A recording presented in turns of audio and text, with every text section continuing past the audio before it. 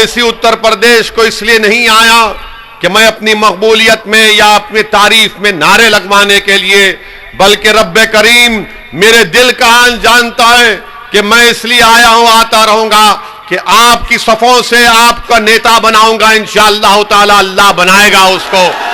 और हम आपसे कहना चाह रहे हैं कि आपने 35-40 साल डर की बुनियाद पर वोट दिया सपा को, बसपा को, कांग्रेस को। आज ओवैसी अपील कर रहे हैं कि डर की बुनियाद पर नहीं, बल्कि पूरे एतमाद और इत्मीनान के साथ और उम्मीद के ऊपर आप मंजलिस का साथ दीजिए।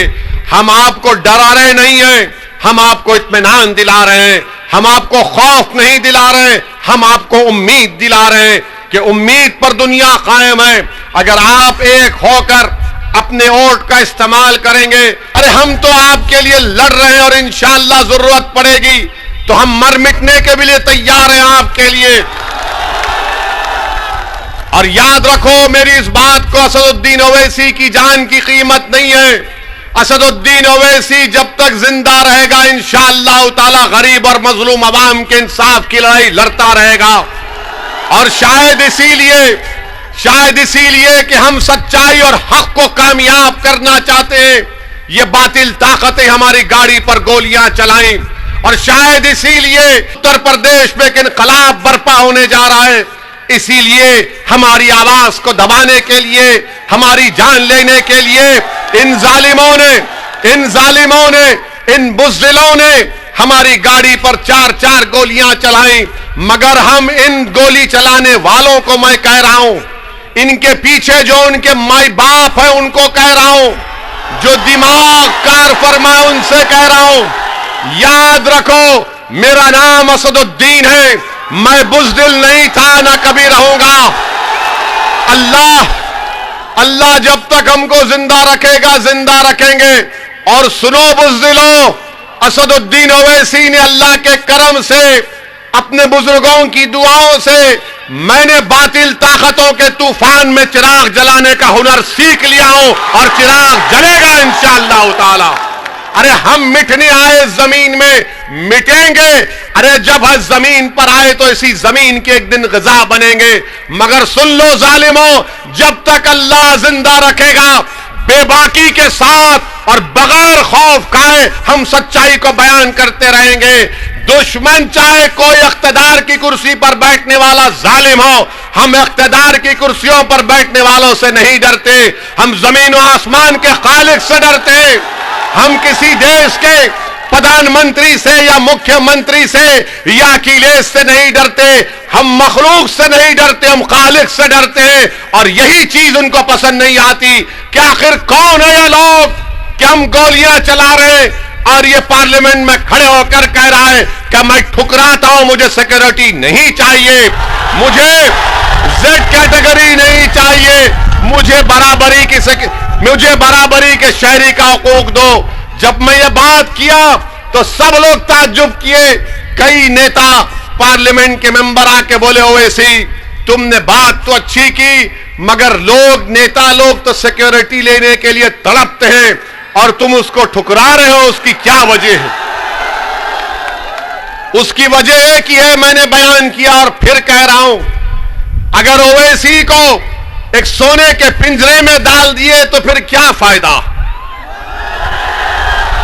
अगर ओवैसी की जान बचा ली जाए और डीवाईएसपी को इंसाफ ना मिले तो फिर क्या फायदा बताओ आप?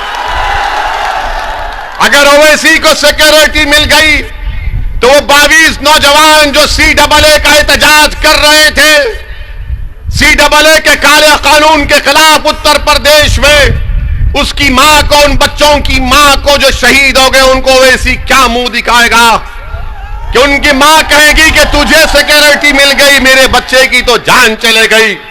अगर आप जिंदा रहेंगे, आपका घर आबाद रहेगा, आपके घर में बच्चों को इंसाफ मिलेगा, बेटियों का तहफ्फुज़ होगा, इबादत गाहें महफूज रहेंगी, महिलाओं की इज्जत हो गई तो ओवैसी भी इज्जत में इजाफा होगा। अगर गरीब की जान की कीमत नहीं तो ओवैसी की भी जान की कीमत नहीं है। मेरी जान किसी गरीब और मजलूम से बढ़कर नहीं है। वो भी एक मां के पेट से पैदा हुआ, मैं भी अपनी मां के पेट से पैदा हुआ। मेरा नाम चाहे कुछ भी हो, मगर आज इस देश में, इस प्रदेश में गरीब की जान की हिफाजत करना है, मजलूम की हिफाजत करना है, कमजोर को ताकतवर बनाना है, जो नीचा है उसको ऊपर उठाना है, हकदार को उसका हक दिलाना है। यह लड़ाई हमारी है, यह लड़ाई हमारी है। इस बात को आपको समझना है मेरे अजीज दोस्तों और बुजुर्गों। मेरे अजीज दोस्तों और बुजुर्गों, बीजेपी को उत्तर प्रदेश की आवाम ने, जनता ने मौका दिया, सत्ता दी, तो उत्तर प्रदेश में बीजेपी ने क्या किया? गरीबों को दिखला दिया कि जब कोविड की सेकेंड वेव आई तो गंगा के पानी के ऊपर गरीब आवाम की लाशें तीर रही थी। बीजेपी ने दिखा दिया गरीबों को, न ऑक्सीजन दिया, न दवाएं दी, बल्कि अंतिम संस्कार करने के लिए लकड़ियां नहीं मिली या जमीन नहीं मिली दफनाने के लिए, तो गरीब और मजलूम और पिछड़ी जनता ने नदी के किनारे अपने बाप, अपने बेटे को, अपने पति को, अपने औलाद को दफना दिया। तो दुनिया ने देखा कि बीजेपी की सरकार कितनी नाकारा थी कि कुत्ते उन लाशों को नोच नोच कर खा रहे थे। मैं उत्तर प्रदेश की जनता को याद दिलाना चाहता हूं, जो सरकार तुम्हारे बाप, तुम्हारे पति और तुम्हारे भाई का अंतिम संस्कार करने का इंतजाम नहीं कर सकी, वो तुम्हारी वोट की हकदार नहीं है। जो जिंदों का साथ नहीं दे सकी और जो मरने वालों को भी इज्जत नहीं दे सकी, वो आपके वोट की हकदार नहीं है।